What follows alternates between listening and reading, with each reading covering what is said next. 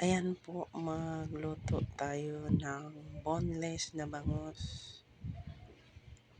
na paksiw with carrots. Ayan, balatan na natin ang carrots natin, mga langga. Kakaiba naman itong luto ko kasi ibahin naman natin ang sahog. Carrots naman with olive oil. Parang alas sardinas na bangus, pero konti lang ang ilagay nating olive.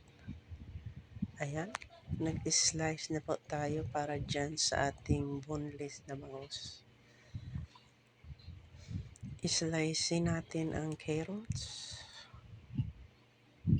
mga at luya. Ayan, luya, sibuyas, bawang na may kalamansi ang pang-asim natin dyan. Ayan, balatan na rin natin ang ating luya. Ayan po ang ating lulutuin na boneless na bangus.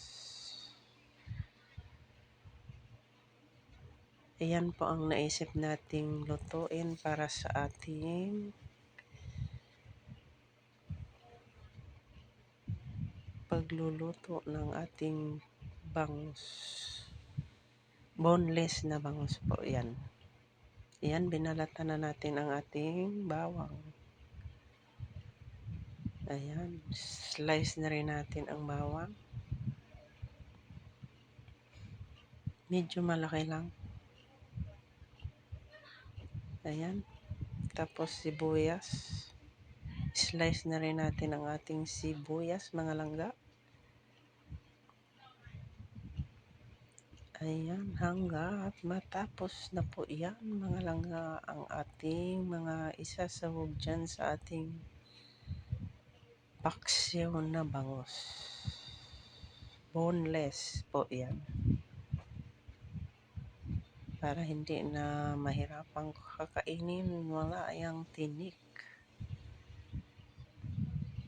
Ayan, dalawa ang ating sibuyas na ilagay. Puti at saka yung violet na yan. Ayan, i-slice na rin natin ang ating sibuyas. Hindi siya gaanong yung maamoy yan, yung puti kaysa yung violet. Ayan, yung kalamansi. Tapos lagyan na rin natin ng siling green, dalawa. Para medyo mahanghang. Ayan. Ayan ang ating lulutuin ngayon. Boneless na bangus. Ayan yung bangus. Ayan, ilagay na natin yung carrots. Lahat na yan. Sibuyas, luya, at with with yung dahon na laurel. Para mawala yung lansa. Kakaiba ang ating paksiw. Carrots po ang ating ilagay dyan. Ayan. Ilagay na natin ang ating isda. Ayan. Ayan na ang ating bangus na boneless. Lagyan na natin ng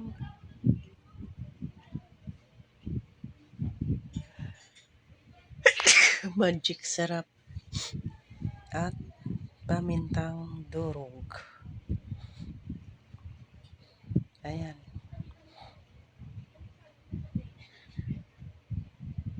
Tapos suka, vinegar, konti lang para hindi ganong maasim. At olive oil. Ayan. Para malasa po siya. Ayan, kakaiba yung paksiw natin with olive yan. Nalaglag pa yung takip. Ayan po. Tapos asin. Yan lang po, simpleng lutong bangus, boneless na bangus. Napakadaling lutuin. Yan. Tapos, lagyan na natin ng kalamansi. Dalawa lang, kaya medyo maasim na yan. Dahil may suka naman po siyang konti. Ayan. Yan ang ating mix-mix na lang konti. Ayan. Isa lang na natin yan. Ay, lagyan pala ng tuyo konti para makulay ang ating paksiw. Hindi maputla. Ayan, nakasalang na po. Ayan, pakuluan lang yan siya. Pakuluan ng mga 5 minutes. Madali lang maluto yung bangus.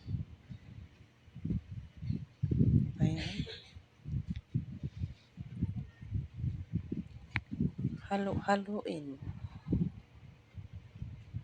Ayan ang ating, ayan na po, luto na rin po. At may pang dessert na rin po tayo dyan. Nilagang saging at nilagang kamote. Ayan, kain na tayo. Tikman na po natin ang ating nilutong boneless na bangus. Ayan ang ating boneless na bangus with carrots.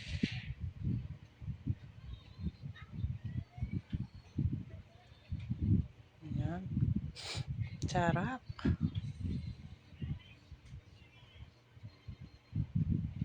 Sarap magkinamay.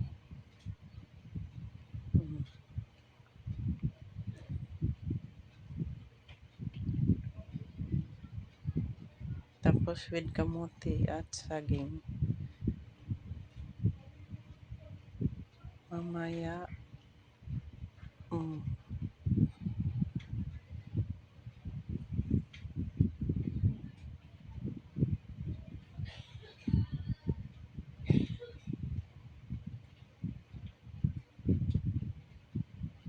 ayan.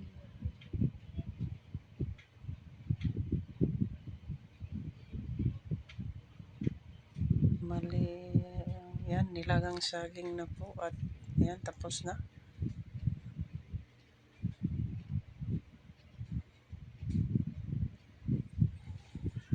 Tikman natin ang ating nilagang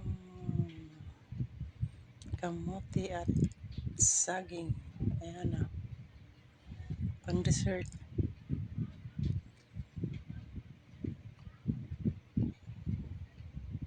Ayan na mga langga ang ating